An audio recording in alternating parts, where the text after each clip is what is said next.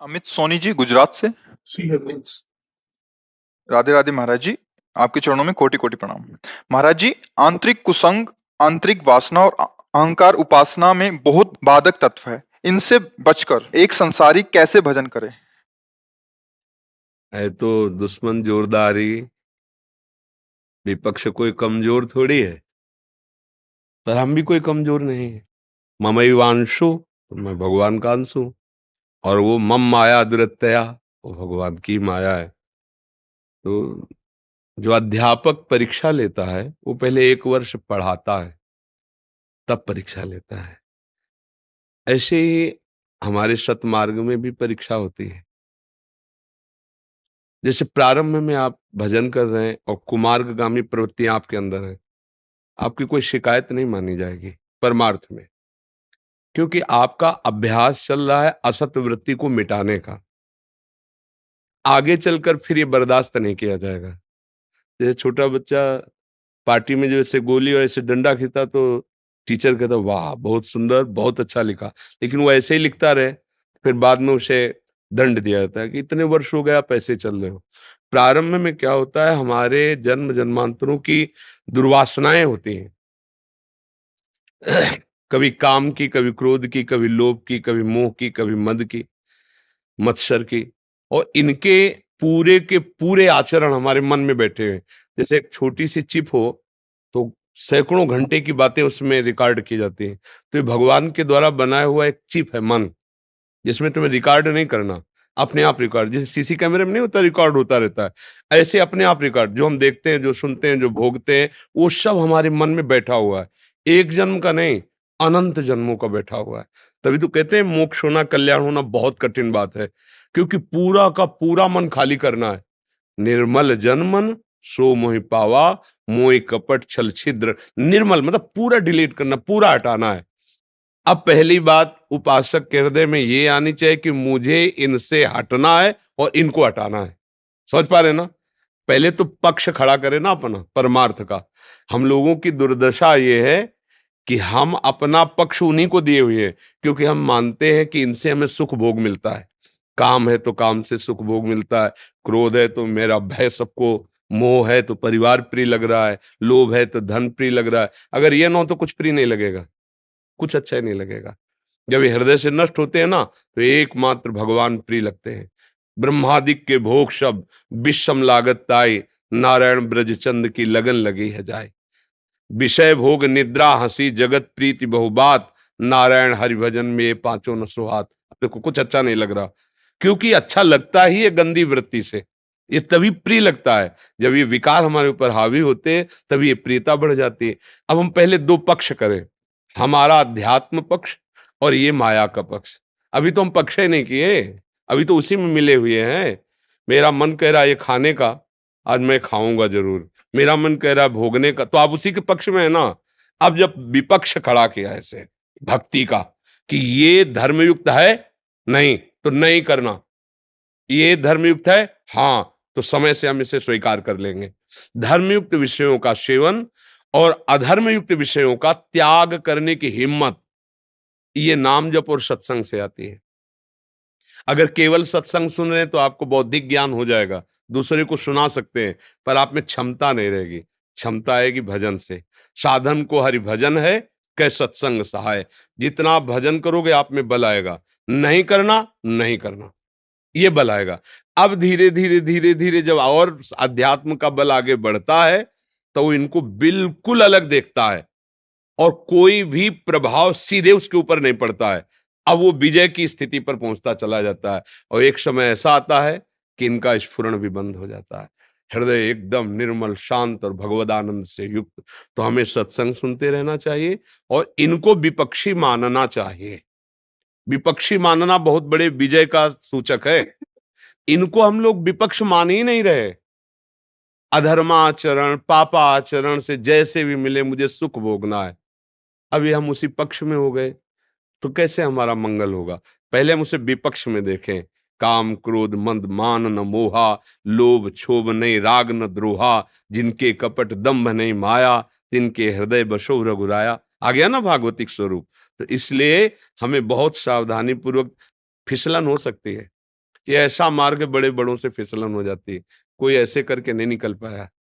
कोई ये कह के कि मैं बहुत विचित्र भगवान की माया, हम जान ही नहीं पाते वो किस रूप में आकर के, किस रूप में आकर हमको ठग ले गई, हम जान ही नहीं पाएँगे। जनाने वाले प्रभु हैं। जब उनकी शरण में होते, मामे वे प्रपद्यन्ते तो माया में ताम तरन्ति थे। प्रभु की शरण होकर प्रभु का नाम जप करते हुए धर्मयुक्त विषयों का भोग भोगे, अधर्म का त्याग कर दे तो फिर इन पर विजय प्राप्त हो जाएगी। नहीं, ये सारा खेल अंदर ही होता है। बाहर तो क्रियाएं होती हैं, अंदर ही सारा खेल होता है। पाप जब बन जाता है तो हृदय जलता रहता है। पाप जब बन जाता है, कोई भले न जाने हृदय भयभीत रहता है, विषाद युक्त रहता है। हर एक व्यक्ति पर संशय होने लगता है।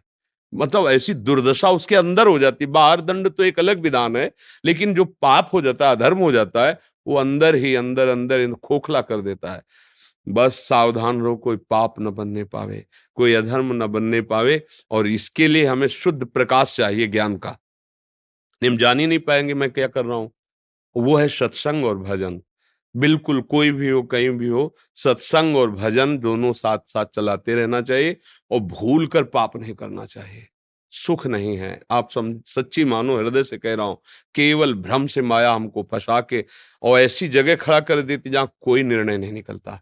केवल जलन, केवल भय, केवल विषाद, केवल दुख, पछतावा। और ये होता है अब क्या करें, अब आत्मबल रह नहीं जाता, फिर वो पूरा जीवन व्यर्थ हो जाता है। इसलिए बहुत सावधान, बहुत सावधान। एक एक कदम फिसलन वाला है। अब जो नहीं समझ पाते, जब परिणाम आता है तो बहुत बड़ी हानि होती है। अब उस समय संभल पाने का मन पछते, अवसर बीते, अब संभलने का समय नहीं रहा, अब तो दंड भोगने का समय आ गया। अब वो संभल नहीं पाता है और सबको पछतावा होता है। और पाप कर्म करने के समय ये विपक्ष इतना उत्साह देता है अंदर में, कहीं कुछ नहीं, सब ठीक हो जाए। अरे कुछ नहीं, भोगो यार ना। बस उससे लड़ाई लड़ लिया वही साधक है। ए पैसा नहीं, और बिना दस्तखत के तुम्हारे कुछ नहीं कर सकता। जैसे काम आया, अब आप इसको सपोर्ट ना करो तो आपको जलाएगा, शांत हो जाएगा। सपोर्ट कर दिया, वो आप पे हावी हो गया। अब जब चाहेगा तब आपको परास्त करेगा, क्योंकि उसका बल बढ़ता जा रहा है। मन को निर्बल करना है, अपने को बलवान बनाना है। संसारी पुरुष मन को बलवान बनाता है और खुद उसका गुलाम बनता चला जाता है। जैसा मन कहता है वैसे ही कर, और ये बहुत ऊंचाई से गिरा देता है, बहुत ऊंचाई से। मतलब ये छोटी मोटी ताकत नहीं है। ये मन और कामादि विकार बहुत बड़ी ताकत है, जो पूरे जीवन सावधान रहते। जरा सा झपकी लगी जैसे तो माल चोरी हो गया, ऐसे ठग है ये। जरा सा चूक हुई, मनोरंजन की भावना आई, जीवन भर जल रहा हूं, चलो ये भोग आया भोग लेते हैं, बस फंस गया।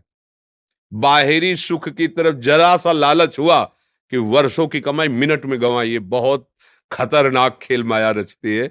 इसलिए राधा राधा राधा और सत्संग सुनो, डरते रहो कि कोई पापाचरण न हो जाए। सच्ची कहते, पापाचरण बाहरी दंड तो जो मिलता है मिलता है, हृदय जलता रहता है। अब बाहर से सब सुविधा है, हृदय जल रहा है तो क्या शांति है। और हृदय शीतल है, बाहर से असुविधाएं हैं तो कोई परेशानी नहीं है। हम लोग बाहर की सुविधा उसके लिए अधर्माचरण कर देते हैं, ये बहुत बड़ी भूल है।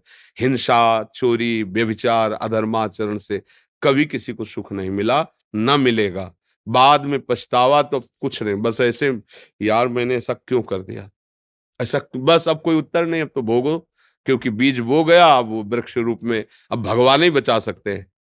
एक जगह है कि भारी से भारी पापाचरण का फल मिलने वाला हो तो भगवान बचा सकते। जैसे कई बार कहा है कि हमारा गलत आचरण बन गया, अपराध बन गया, रिपोर्ट हुई, पकड़े गए, मुकदमा चला, वकील ने साबित कर दिया मैं अपराधी हूं और मुझे फांसी की सजा हो गई। एक जगह है जहां भी बच सकते हो, राष्ट्रपति।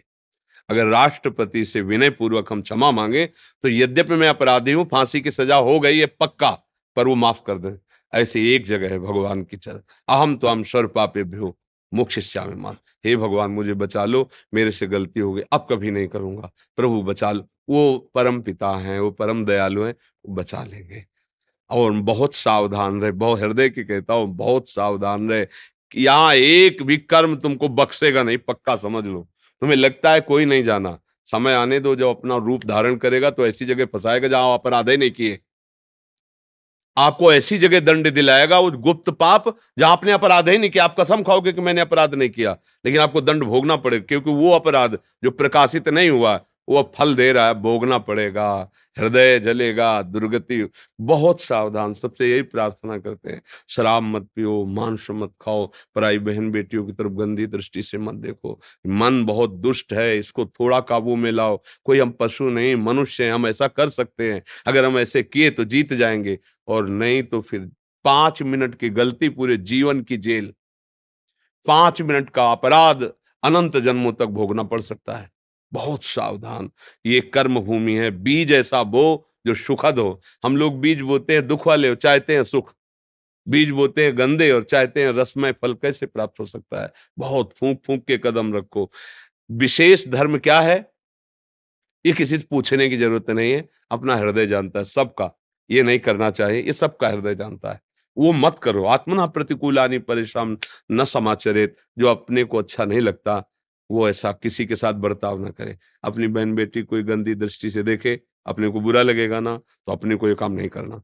अपना कोई मांस काटे तो बुरा लगेगा ना, मुझे किसी जीव को ऐसा नहीं करना।